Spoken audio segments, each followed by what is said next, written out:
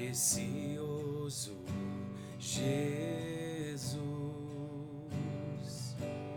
aos teus pés aqui estou.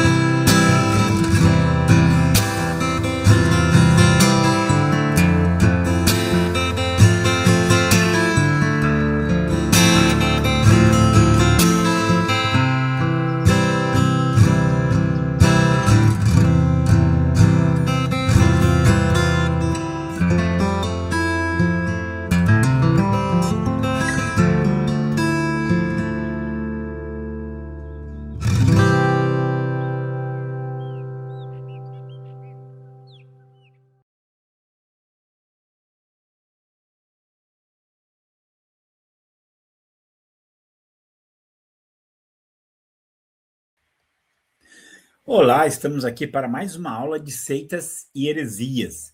E nós temos feito uma caminhada aqui. Eu procurei falar de diversos grupos religiosos de naturezas diferentes. Por exemplo, pegamos bastante os grupos pseudo-cristãos, né? Falamos aí de Testemunho de Jeová, Mórmon, Adventistas, né?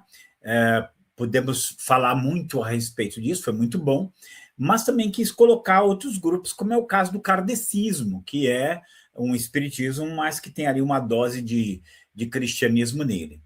E também quis falar de uma das grandes divisões do cristianismo, que é o catolicismo. Essa aula aqui, eu quero pegar uma das grandes religiões. Aliás, quero pegar a segunda maior religião do mundo, que é o islamismo. Tá? As pessoas eles têm muitas dúvidas do que é o islamismo, e eu preferia que ficasse assim, porque o que tem...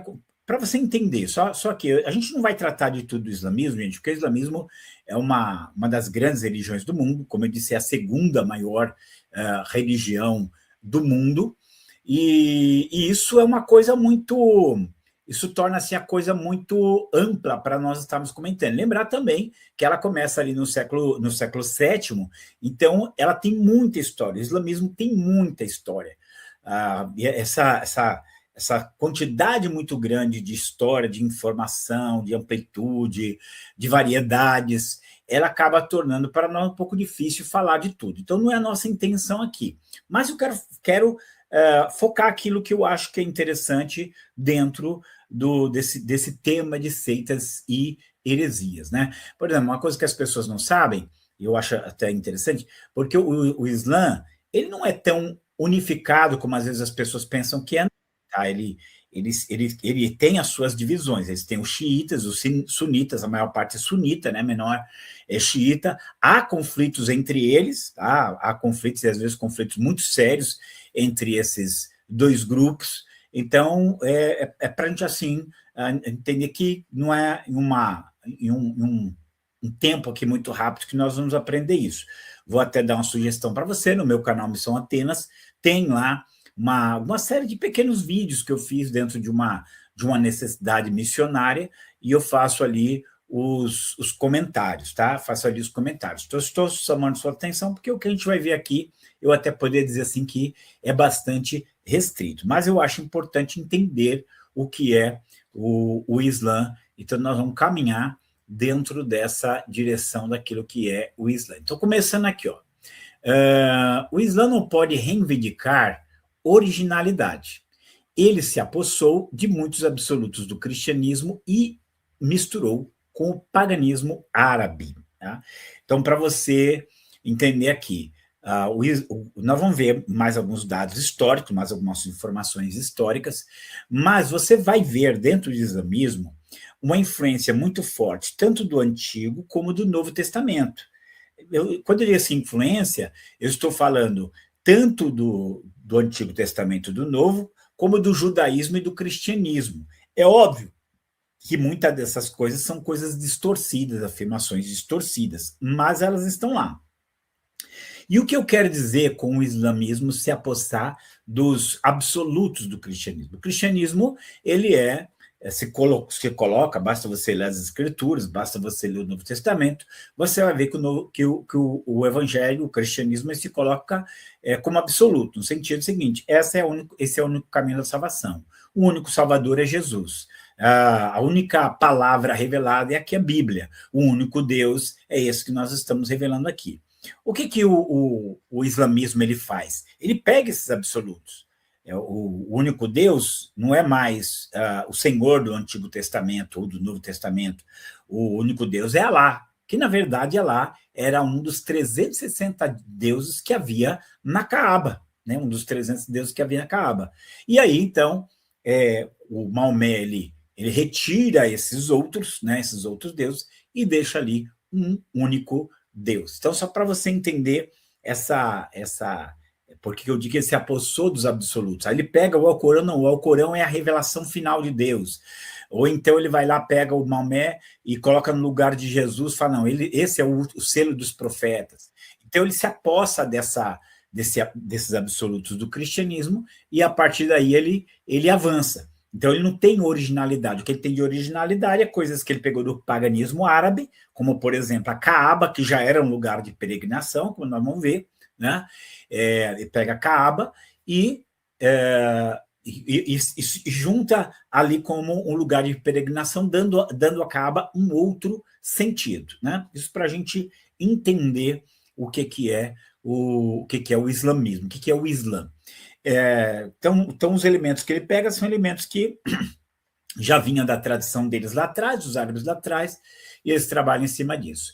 Mas aqui, continuando, apesar de alegar ser uma revelação, basta conhecer um pouco da sua história e doutrina para perceber nele os elementos pagãos, judaicos e cristãos sincretizados, né? Então, é um sincretismo, na verdade, é uma mistura. Esses elementos se misturam ao longo do tempo, transformando-se em uma cultura que foi sedimentando-se e sedimentando os países ao longo do tempo, até tornar-se uma grande civilização. Então, se você pegar um mapa e olhar, você vai ver que o Islã ele abrange aí uma boa parte do Oriente Médio, norte da África e outros lugares também. Então, ele acabou se tornando ali, a gente pode falar de uma civilização que vai fazer o contraponto com a civilização cristã. Mas onde começa tudo isso aí? Como é que isso tudo começa? E é o que nós vamos ver um pouquinho aqui para a gente poder dar caminhada. Bom, o ano era 622. 622, depois de Cristo, marca o início do calendário muçulmano. Então, no calendário muçulmano, eles não estão no ano de 2026. Eles estão no ano... Aí você faz os cálculos, né, depois da Hégira, né? O que era a Hégira? Hégira foi quando Maomé ele foge de Meca para Medina. Então, Meca era a capital ali, a cidade mais importante ali da Península Arábica. Não aceitam ali a pregação dele, então ele foge para Medina. E depois ele volta para conquistar Meca, tá? Então, e para eles, essa data é o que marca o calendário. Então, eles contam a história de uma outra maneira. O islamismo foi, desde o início, uma religião que se opôs ao cristianismo, tá? Por ter se apossado dos absolutos dele, como eu disse. Onde o islamismo chegou, as populações elas foram intimadas a mudar suas crenças. Estou achando que...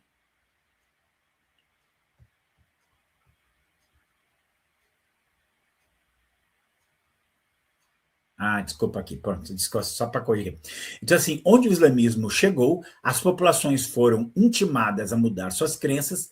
Algumas vezes, os seguidores de outras religiões puderam permanecer como dhimes, pagando o imposto devido. Então, o que eram os dhimes? Os dhimes eles chamavam dessas religiões protegidas. Então, tanto judeus como alguns grupos cristãos, eles continuaram ali com a sua religião no meio daquele domínio islâmico, mas eles pagavam uma taxa para poder permanecer ali, e isso continua, de certo modo, até hoje, ok? Aí o que vai acontecer? Maomé, ele espalhou o islamismo por toda a Península Arábica. Na verdade, ali, aquela Península Arábica, que é onde hoje é a Arábia Saudita, ela era dominada por vários clãs, vários grupos diferentes. O que o Maomé faz? Ele consegue unificar essas diversas tribos que tem ali, e dentro dessa unificação das diversas tribos, ele então cria força, né? E o que vai acontecer? Quando ele morre, os sucessores dele continuam o trabalho de expansão do islamismo, eles vão dominar, eles vão avançar para o Oriente, onde você tinha ali o Império Bizantino, o Império Grego do Oriente. Eles vão avançar para esse império, vão tomar parte desse império, tá? vão avançar em direção ao Oriente, e também esses sucessores de Maomé, eles vão tomar o norte da África. Então, o norte da África, onde antes foi o Império Romano, onde o cristianismo estava ali dominando como religião, eles tomam o norte da África, avançam, porque aí entre a África e a Europa, você tem lá no extremo oeste, você tem ali um pequeno estreito chamado Estreito de Gibraltar, que passando esse estreito, você já está na Europa. Então, eles passam o Estreito de Gibraltar e começam a dominar a Europa, ali o sul da Espanha. Aí é quando você tem uma batalha do chamado Carlos Martel. Ele tem uma batalha famosa, a Batalha de Tours, a Batalha de Poitiers, no ano 722, ou 732, e nessa batalha ele consegue, o Carlos Martel consegue evitar o avanço do islamismo, tá? Senão o islamismo teria dominado a Europa inteira. Mas eles ficam durante um bom tempo ali dominando a maior parte da Península Ibérica, a maior parte do sul da Espanha, somente ali no século XV, 14, 15, é que começa a recuar e começa a península a ser tomada novamente pelos europeus, tá bom? E aí, desde então, a civilização islâmica ela vai permanecer como o grande contraponto da civilização cristã. Então, eles têm toda uma cultura deles, toda uma maneira de ver as coisas, às vezes a gente simplifica, tá? Que é o normal, a gente simplifica, mas eles têm uma cultura bastante complexa, bastante variada, com pontos positivos e negativos, né? Então, assim é o islamismo. Mas uma coisa, a gente precisa ficar muito certo, acho que aqui dentro desse estudo, o Islã, ele se vê radicalmente como a única fé verdadeira e a única religião que tem que existir no mundo. É assim que ele se vê, tá? É assim que se vê. Dentro da escatologia islâmica, ou seja, dentro da perspectiva islâmica em relação à história, eles acreditam piamente que o trabalho do Islã é dominar o mundo. Tá? Então, eles acreditam que o trabalho do Islã é dominar o mundo. Ponto. É isso que eles têm que fazer.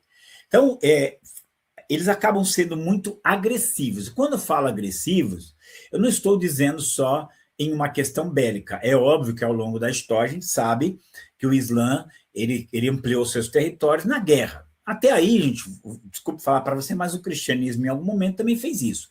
Agora, o Islã, ele vai, se não for através da guerra, ele vai de outros modos se impor ao mundo inteiro. A visão deles é no mundo inteiro. Agora a gente tem muita assuntos, notícias sobre o Irã, mas lembrando o seguinte, no Irã você tem um islamismo xiita, que é 10% do islamismo é xiita, tem diferenças do islamismo sunita, e a situação do Irã ela começa em 1979, com a Revolução Iraniana, e onde entrava o famoso Ayatollah Khomeini. E eu lembro até hoje, eu era menino, porque ele colocou assim, uma figura que era famosa do globo terrestre e o Ayatollah Khomeini com um pé em cima do globo terrestre. O que ele queria dizer com isso? Que eles iam dominar o mundo. Então, esse era o alvo do Islã. O alvo do Islã, ele entende que esse é o compromisso dele, é dominar o mundo inteiro. Então, se vai ser pacificamente, se vai ser com estratégias, se vai ser com guerra, isso não importa. Importa que o islamismo, a tendência o que ele quer é dominar o mundo inteiro. Então ele é uma religião agressiva, tá? Ele entende que o mundo inteiro tem que se tornar islâmico, o mundo inteiro tem que ir nessa direção. Aqui, gente, eu acho muito legal esse mapa, eu gosto muito dele, eu uso muito nas minhas aulas. Vocês estão vendo aí a expansão do Islã. Você tem 3 cores diferentes aí, né? Você tem a primeira expansão, que é ainda com Maomé, que pega a Península Arábica. Então, você está vendo aí essa cor mais escura, tipo vinho. Toda essa religião aí é a Península Arábica, que inclui não só a Arábia Saudita, mas ainda Iêmen do Norte, Iêmen do Sul e outros países pequenos aí também. Mas essa é a Península Arábica. Quando Maomé morre, ele havia feito a unificação dessa região. Depois dele, tem uma segunda cor um pouquinho mais clara, e você está vendo aí que vai dominar boa parte do Oriente Médio e uma parte da África também, agora para o Ocidente. E, por fim, você tem ali uma parte mais clara, que é mais uma parte do norte da África, que chega ali até onde é o Marrocos, e depois você está vendo ali em cima, subindo para a Europa, ali a Espanha, ele vai lá e domina a Espanha. Então, aqui, até o ano 750, o Islã já tinha feito uma expansão muito grande, conforme você vê aí, né? E aí eu queria falar um pouquinho das práticas islâmicas, para a gente conhecer, porque essas práticas, gente, elas acabaram se tornando,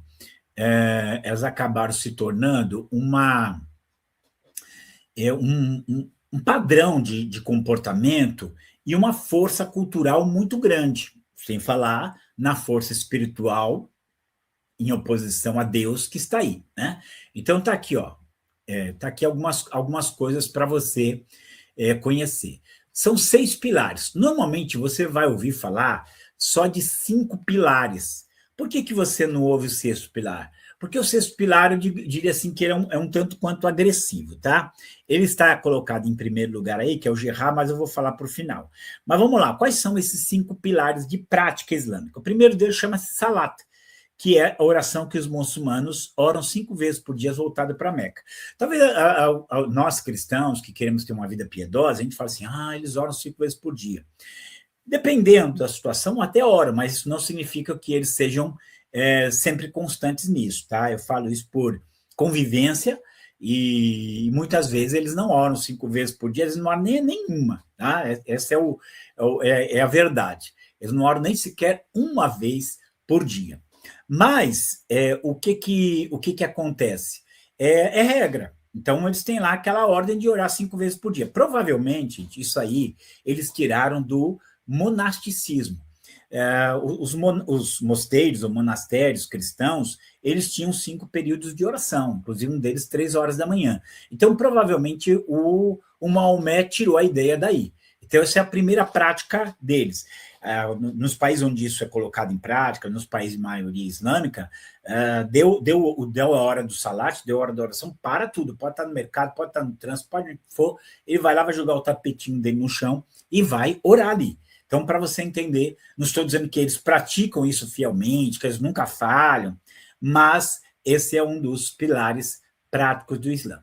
O segundo pilar que nós temos é o Hajj, que é a peregrinação à Meca. Todo muçulmano que tiver condições financeiras, ele tem que fazer pelo menos uma vez na vida a peregrinação à Meca. E lá em Meca tem o quê? Lá em Meca a gente tem a Caaba, que já era um santuário pagão, antes de Maomé, que lá tinha uma pedra preta, que dizia que era celestial, depois falaram que ali estavam os pecados de Adão, mas que todo muçulmano que puder tem que ir uma vez lá e eles beijam essa pedra preta, tem todo um ritual ao redor dessa pedra preta, que, aliás, só para vocês saberem, não dá para a gente se prolongar mais, mas você sabe que um dos medos que eles resistiram a Maomé é porque eles achavam que, se eles aderissem à religião de Maomé, o povo ia parar de peregrinar ali para Meca, mas continuou a peregrinação, só que agora, em vez de ser para os 360 deuses que tinha lá, agora foi só para o Alá, né? Então, para você saber, mas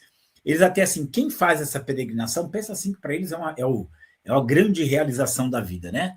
Quem faz essa peregrinação, ele é como se ele fosse um muçulmano superior a quem não fez, tá? Então, esse é o Hajj. Terceiro baluarte aí, prático, é o Zakat, que é uma esmola devida aos pobres ou a promoção do islamismo. O muçulmano deve reservar 2,5% das suas economias do ano para o Islã. Então, assim, esse dinheiro é tanto usado para ajudar os pobres, como também para promover o islamismo. Então, não pense, não, o islamismo ele tem esse financiamento. Eu lembro até o caso de uma vez, saiu muitos anos atrás, um produto chamado Meca Cola, que era uma imitação da Coca-Cola mesmo, mas já com um toque islâmico, e que parte, né, os 2,5% da Meca Cola ia para o Islã. Então, há muito dinheiro envolvido no avanço, na divulgação do Islã. Depois você tem aí um outro pilar, que é o Saum, tá? O Saum é o que eles chamam de Ramadã, que é um período de jejum todo o 9º mês do calendário islâmico, tá no nosso calendário, tá? O calendário deles é lunar, o nosso é solar, e aí eles não podem comer nada desde o nascer até o pôr do sol. E eu falo assim, é um período muito difícil espiritualmente para quem é missionário, para quem está nesses países, porque é proibido comer, né? Durante a presença do sol. Quando o sol se põe, aí você pode comer. Então, eu fico o dia inteiro sem comer. Agora, falar assim, vou aqui contar o que, assim, pessoas islâmicas me contaram, né? Não pense que eles praticam isso com toda a reverência, nada. Ele falou que é comum, às vezes, até os jovens nesse período, eles dormem de dia, já que eles não podem comer, e à noite eles vão para shopping, para balada, para o que for. Balada, assim, jeito de falar, né? Eles vão se divertir, porque eles ficam comendo a noite inteira, se empanturram a noite inteira, de dia dormem. Às vezes invertem as coisas. Então, nem todo mundo leva isso ali ao pé da letra. Mas nos países islâmicos é assim que funciona, você não come nada durante o dia, você vai comer só à noite. E depois aqui o quinto pilar, aquilo que é chamado de kalima, que é uma declaração de fé. Não a Deus, senão Alá, e Maomé, o seu profeta. Gente, essa é uma declaração que você nunca deve fazer, estou falando aqui, comentando, né? Porque, assim, nós não fazemos uma oração para entregar a vida para Jesus, eles falam isso para se comprometer com o Islã. Quando uma pessoa fala isso, é como se ele estivesse espiritualmente se conectando ao Islã. Então, isso é algo muito sério. Então, esses são os 5 pilares, normalmente são apresentados. O último pilar, gente, é o jihad. O jihad é uma palavra que, segundo os especialistas islâmicos, significa esforço. O esforço de quê? O esforço de propagar o islamismo por toda a terra, custe o que custar. E aí é óbvio que nesse esforço, nesse jihad, muitos falam, não, o jihad é um esforço espiritual, é um esforço moral, é um esforço de benevolência, de entrega, e vai dar muita coisa. Mas o jihad, durante muito tempo, foi uma guerra sanguinária santa para destruir todos aqueles que são oposição ao Islã, tá? Ou, de qualquer maneira, ele é uma guerra no sentido que é uma batalha, uma luta para que o Islã esteja no mundo inteiro. Então, entenda, se é um cristão, você fala assim, o mundo inteiro precisa ouvir o evangelho para ser salvo. Na cabeça do muçulmano o mundo inteiro precisa se tornar islâmico. Então, eles vão fazer todos os esforços, usar todas as estratégias, todos os recursos possíveis para que isso se torne uma realidade. Então, eu quis apresentar para vocês, antes de falar alguns pontos doutrinários básicos e importantes aqui, para vocês entenderem essas práticas. Então, você veja só, né? Eles vão orar. Mesmo que a oração deles não seja para o Deus verdadeiro, há uma espiritualidade aí, há uma devoção aí, e isso aí vai ter, com certeza, os efeitos. A ida a Meca dá a eles um sentido mundial, porque é como se eles tivessem uma sede ali estabelecida. Financeiramente, eles têm uma maneira de financiar todo o Islã. Tem o jejum, gente, olha, espiritualmente isso tem um peso que vocês nem imaginam. E eles têm essa declaração de fé para levar as pessoas a um compromisso com o Islã. E aí você tem o jihad, que é uma força violenta para poder levar o islamismo para todo mundo. Só quero que você entenda que essas coisas são impulsos muito fortes que levaram o Islã a se tornar a segunda maior religião do mundo. Estou só entrando aqui para a gente começar a pensar na parte doutrinária. Bom, é óbvio, gente, que as crenças do Islã, embora algumas das crenças do Islã, elas, como eu disse aqui, foram roubadas da Bíblia, tanto do Novo como do Antigo Testamento, essas forças, essas crenças, elas foram misturadas foram modificadas com ideias do Maomé, elas foram misturadas com algumas crenças pré-islâmicas, né? Mas eu quero pegar aquelas que distorcem a Bíblia. Tem algumas dessas crenças que elas distorcem aquilo que a Bíblia revela. Eu quero que você entenda.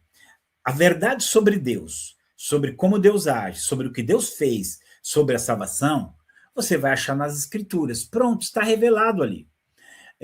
Então, quando o Islã ele fala, não é o cristianismo não é a revelação final, somos nós. Aí, gente, é onde ele vai misturar tudo e é onde ele vai, de fato, até, vou dizer assim, estragar tudo, porque ele vai corromper a mensagem da salvação. Mas vamos lá, vamos aqui caminhar aqui. São 7 crenças que eu quero analisar com você.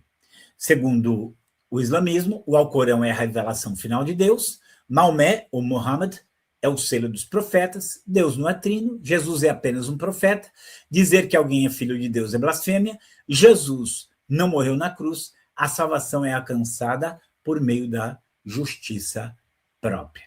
Então, esses 7 pontos aqui nós vamos trabalhar para que a gente possa entender com que é que nós estamos lidando quando nós estamos lidando com o islamismo.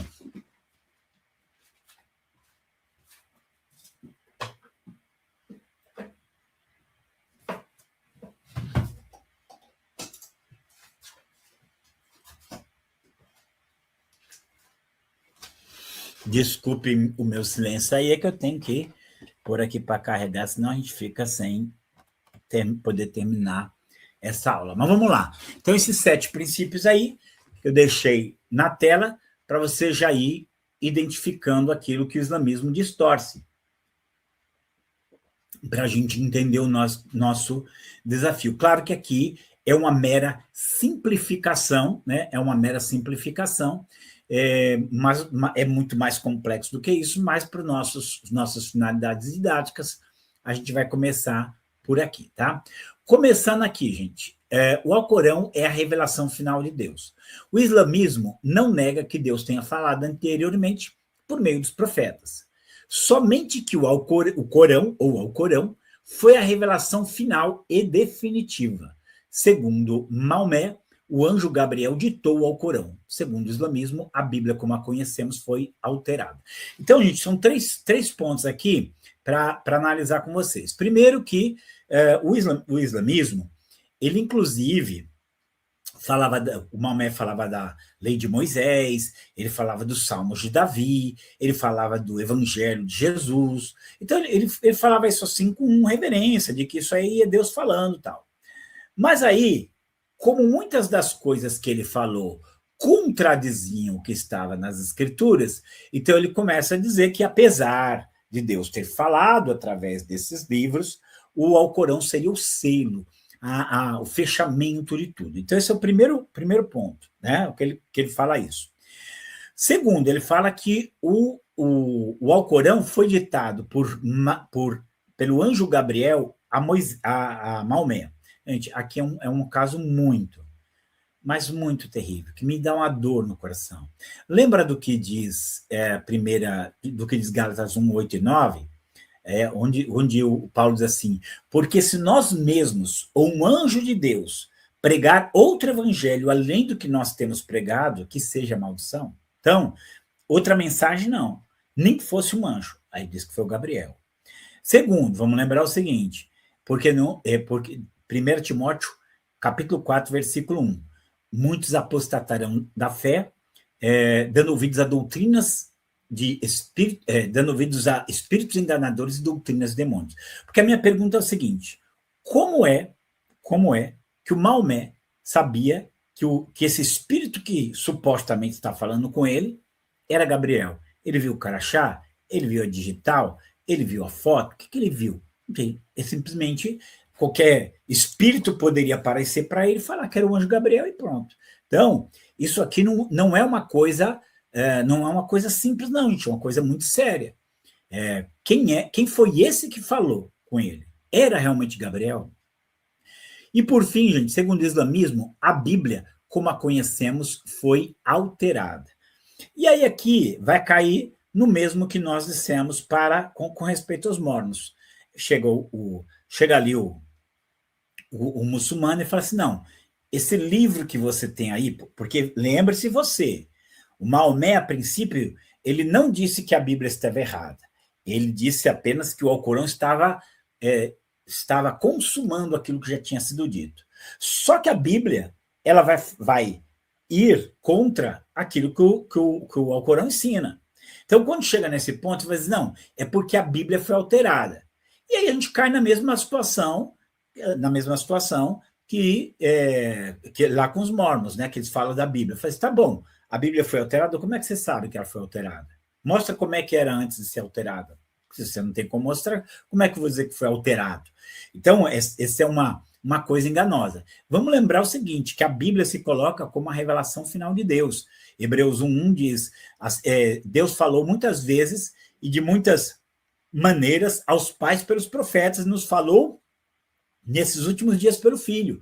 E quando chega lá em Apocalipse, está bem claro, não pode acrescentar nem tirar nada das Escrituras. Então, a revelação de Deus estava ali. É muito, vamos falar assim, conveniente, vamos lembrar que quando o Maomé fala, ele vem com o Alcorão, nós já estamos ali no século VII depois de Cristo. Já está a Bíblia circulando em tudo quanto é lugar. Já tem Bíblia em tudo quanto é lugar. E aí você chega, não, isso aí não valeu. O que vai valer é o que eu vou falar aqui agora. Então, tudo isso aqui... Ou seja, a palavra de Deus não estava completa nesses 700 anos. Muito complicado esse posicionamento.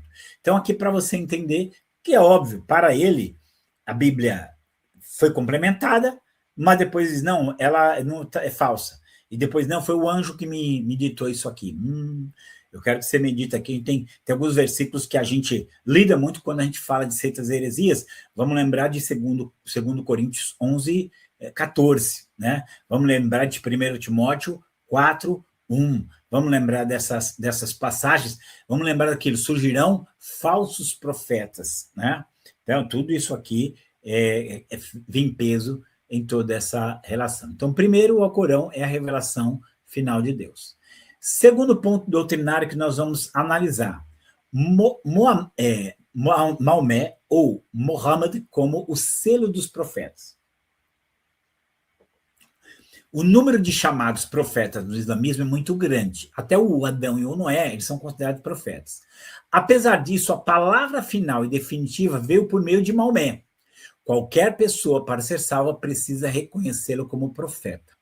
Mesmo que de modo sutil, há uma idolatria, né, em torno da figura de Maomé, e os teólogos islâmicos eles chegam a dizer que o Consolador que que Jesus fala, ele seria Maomé.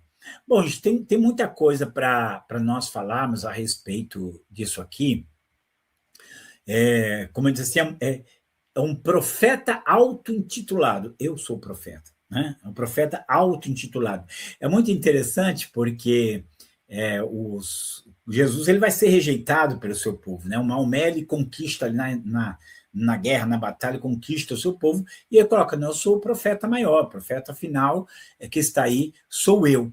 Então ele se coloca como esse profeta. Vamos lembrar o seguinte, que Moisés, ele fala, Moisés lá em Deuteronômio 18, ele fala assim, o Senhor levantará depois de mim um profeta como eu, a ele ouvireis, e será que aquele que não ouvir a palavra desse profeta será extirpado do meio do povo. Bom, quem era esse profeta? Era Jesus, né? Tanto que Pedro, no capítulo 3 de Atos, ele vai falar disso, esse profeta era Jesus, era o Messias. Agora, Jesus fala o quê? Virão falsos profetas, que, se possível for, enganaria até os escolhidos. E aí depois você tem, então, Maomé chegando aí. Isso é complicado. Segunda coisa, é até doloroso ver Maomé fazer uma referência ao Evangelho. Primeiro ponto aqui, a salvação só é possível através de Jesus Cristo. O que fala? Jesus fala, Mateus 10, 32, 33. Quem me negar diante dos homens, eu negarei diante do meu Pai que está nos céus. Quem me confessar diante dos homens, eu confessarei diante do meu Pai que está nos céus. João 14, 6. Eu sou o caminho, a verdade e a vida, ninguém vem ao Pai a não ser por mim. Atos 4,12, porque não há salvação em nenhum outro nome, porque não há nenhum outro nome dado entre os homens pelo qual devamos ser salvos. Então, essas passagens, elas são passagens muito claras, mostrando que a salvação só existe através de Jesus Cristo.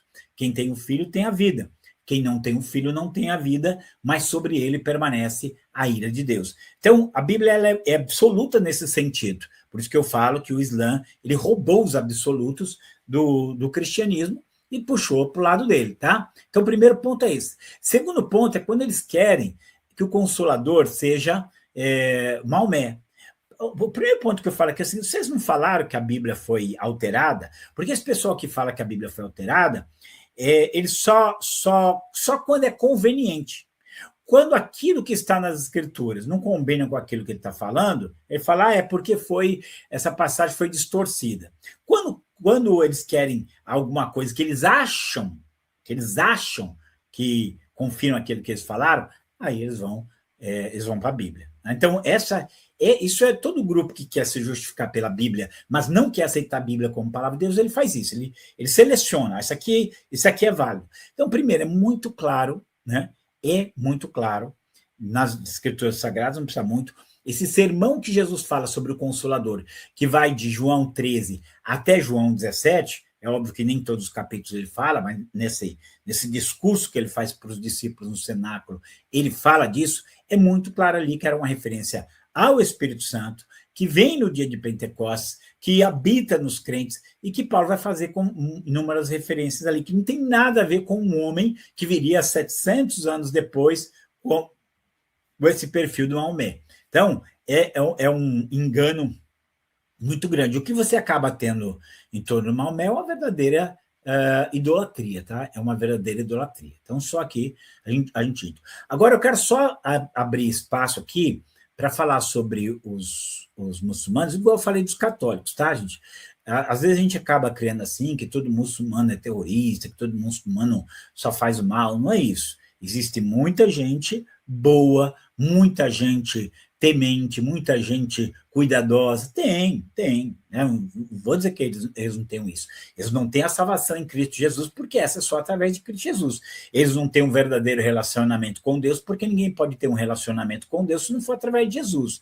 Mas eles são pessoas religiosas, né? São pessoas religiosas. Então, o que eu estou assim, para você não achar que todos eles são pessoas más que querem prejudicar você. Não, são pessoas que têm os seus valores, têm ali as suas características boas e ruins, como qualquer outra. Mas Maomé não é o selo dos profetas. Maomé não é o consolador previsto por Jesus. Ele não é nada disso. E isso não passa de uma ilusão e um grande engano. Terceiro, Deus não é trino. É óbvio, gente, é óbvio. A Trinidade, ela não é algo simples, como a gente tem visto aqui, tá? Mas olha só aqui como é que é a história. Alá era um dos 360 deuses adorados no santuário de Meca, na Caaba, onde hoje eles fazem a peregrinação para lá, tá? Aquilo era um santuário pagão. O que é um santuário pagão? Um santuário onde você tinha a adoração de vários deuses ali. O que o Maomé fez? Mohammed fez? Ele destruiu os demais deuses e preservou lá. Ele ficou com um deus só, tá? Aí, vamos supor, como é esse Deus, esse Alá, que ele preservou ali dos 360 deuses que tinha na Caaba? O que ele fez? Ele pegou as ideias que o Antigo Testamento falava sobre esse Deus e até o Novo, e atribuiu a esse Deus que ele criou, que ele inventou. Mas ele não deu aquilo que é óbvio nas Escrituras, a triunidade de Deus. Então, a Trindade, nós já vimos aqui a Trindade quando estudamos outros grupos, já vimos também que não é algo muito simples de explicar, mas vimos que a triunidade divina é a única maneira coerente de você entender o que a Bíblia fala sobre o Pai, o Filho e o Espírito Santo. A única maneira de você compreender essas coisas é através da Trindade, da fórmula trinitária, né? Então, tem algumas citações. Vou só repetir isso aqui, gente, porque isso aqui eu já fui falando em outras aulas, né? Essa questão da Trindade sempre vai ter distorção. Então, Mateus 28, 19, batizar em nome do Pai, do Filho e do Espírito Santo. 1 Coríntios 12, 4 a 6, fala dos ministérios, dons e operações do Pai, do Filho e do Espírito Santo. Aí tem os atributos dos três, que é igual, as ações deles é igual. Tudo isso nos leva a perceber esse caráter trino de Deus. E esse caráter trino de Deus, às vezes, que tem os maiores desafios aí. Aliás, gente, vou falar assim, os muçulmanos estão trabalhando no Brasil, tá? Como eu disse aqui, o nosso espaço vai ser sempre limitado e trabalhando muito. Nós estamos, até vou abrir aqui um parêntese, nós estamos em uma época de debates políticos fervilhantes e a gente às vezes não consegue acompanhar tudo. mas os muçulmanos, eles estão trabalhando, né? E eles estão trabalhando e estão se envolvendo de uma maneira muito grande para islamizar o Brasil. Não pense você que eles estão parados, não, mas eu não vejo, estão trabalhando no silêncio, né? Estão trabalhando ali sem as pessoas entenderem e compreenderem. Então, esse é um ponto para você ficar muito atento, porque uma das coisas que eles fisgam é Trindade, isso é muito complicado, não é assim que é Deus.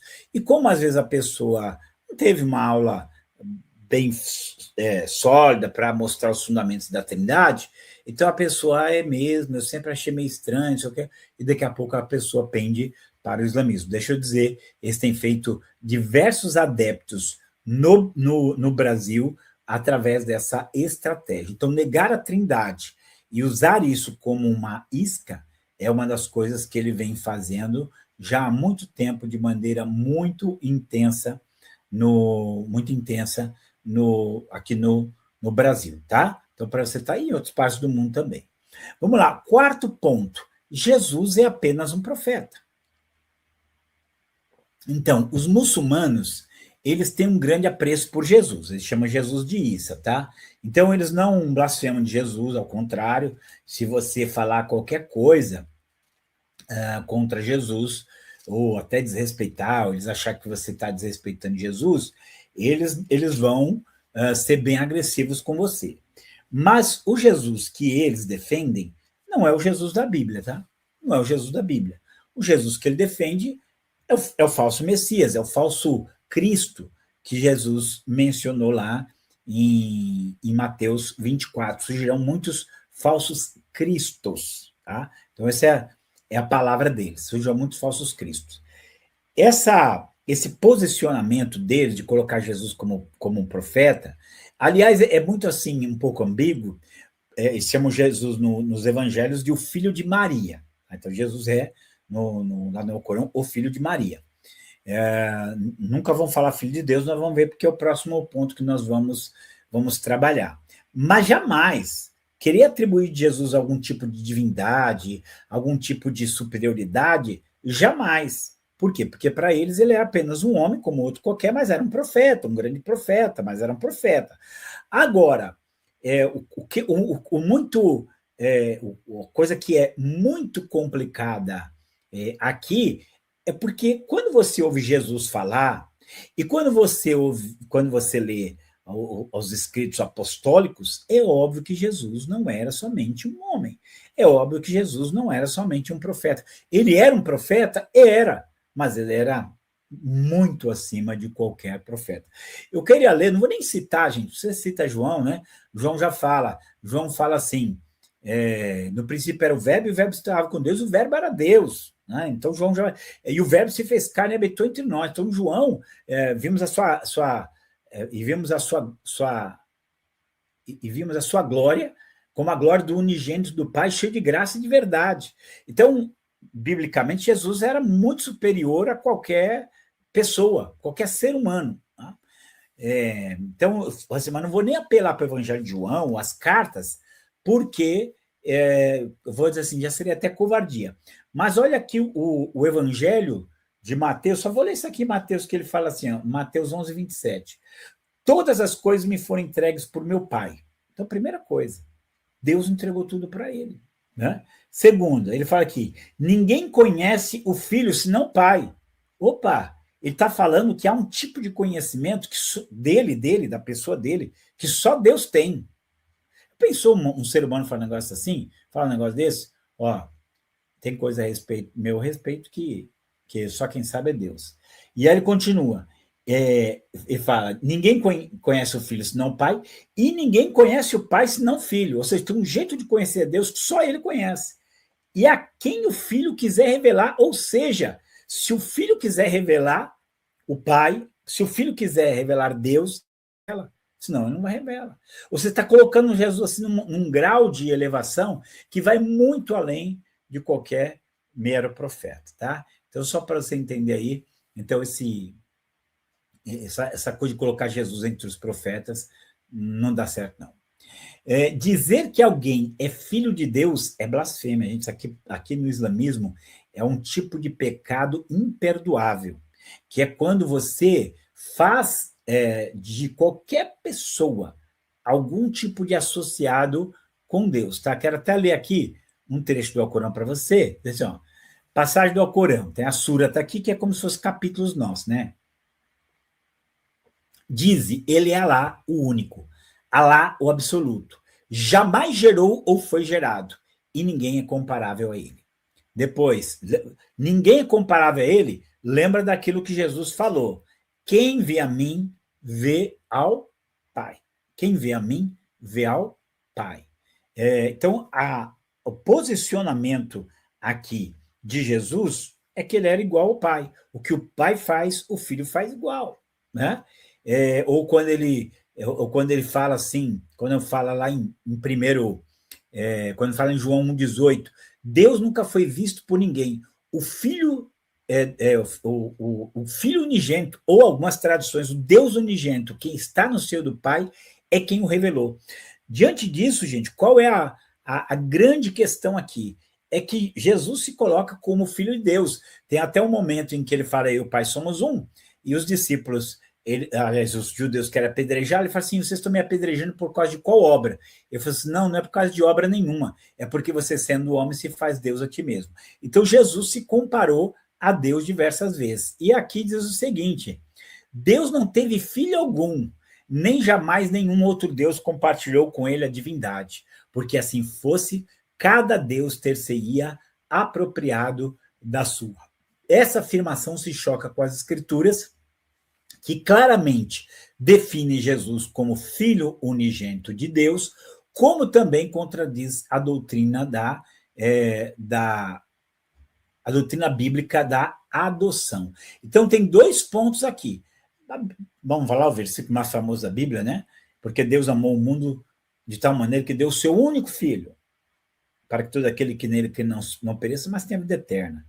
E tem um sentido em que nós somos filhos de Deus adotivos, que aí pega João 1,12, né? Mas a todos quanto receberam, deu-lhes o poder de serem feitos filhos de Deus, a saber, os que creem no seu nome. Então, essa afirmação se choca com as escrituras, que claramente mostra Jesus como filho de Deus, e nós, né, quem crê nele, também se torna filho de Deus. Só quero que você entenda o seguinte, por que em apologética, em defesa da fé, quando a gente analisa seitas e heresias, a gente faz esse comparativo? Porque a Bíblia é a verdade. O Alcorão diz que Jesus não é o filho de Deus, isso é mentira, porque ele é o filho de Deus.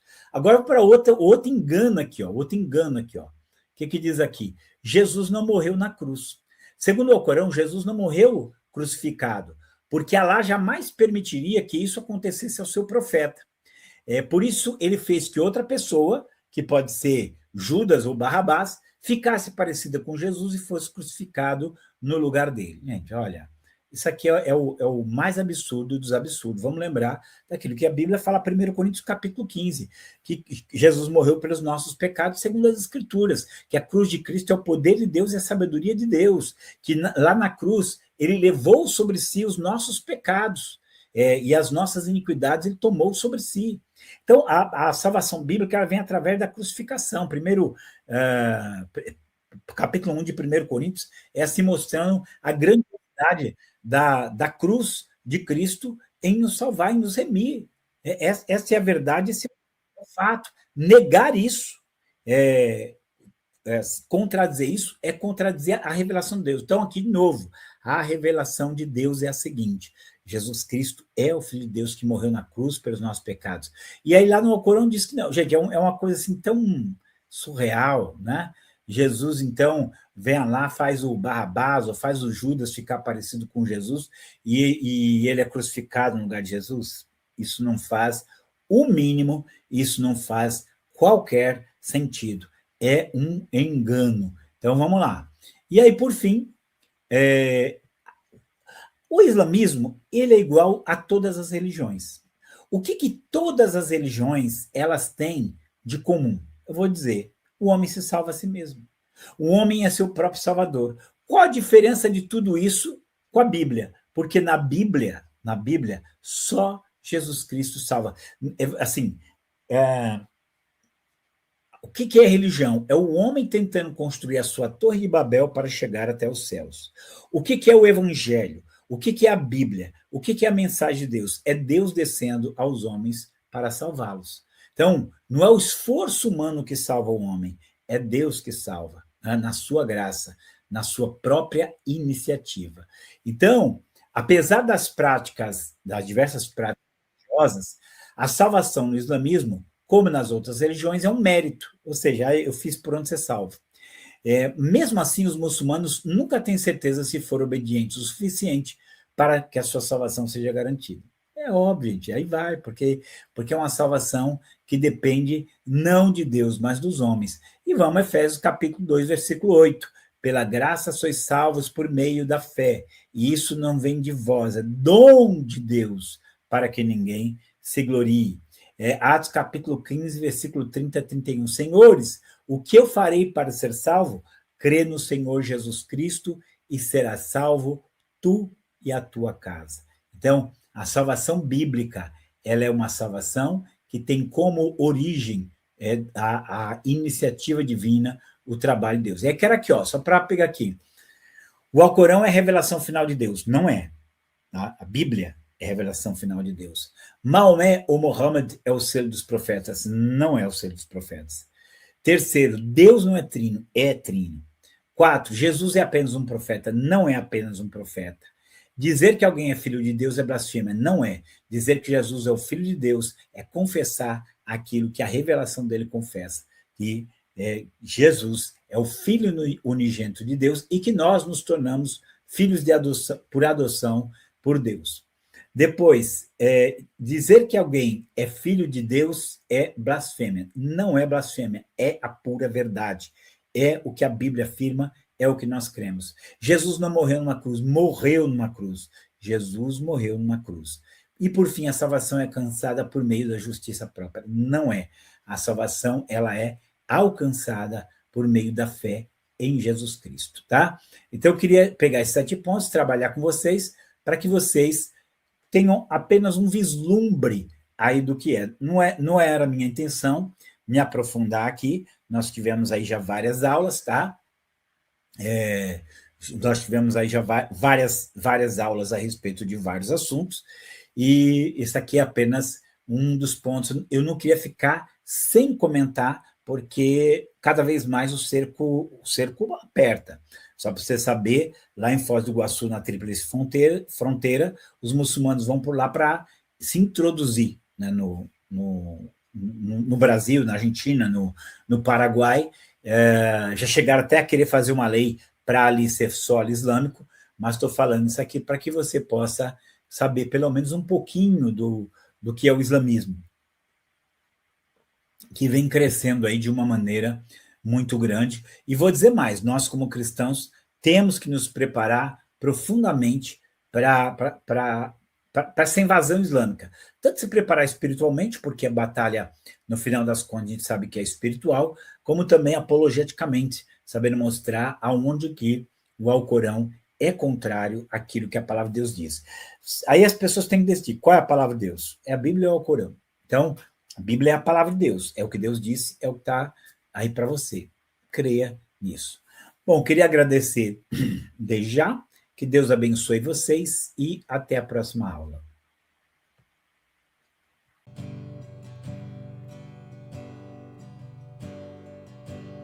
Precioso Jesus, aos teus pés aqui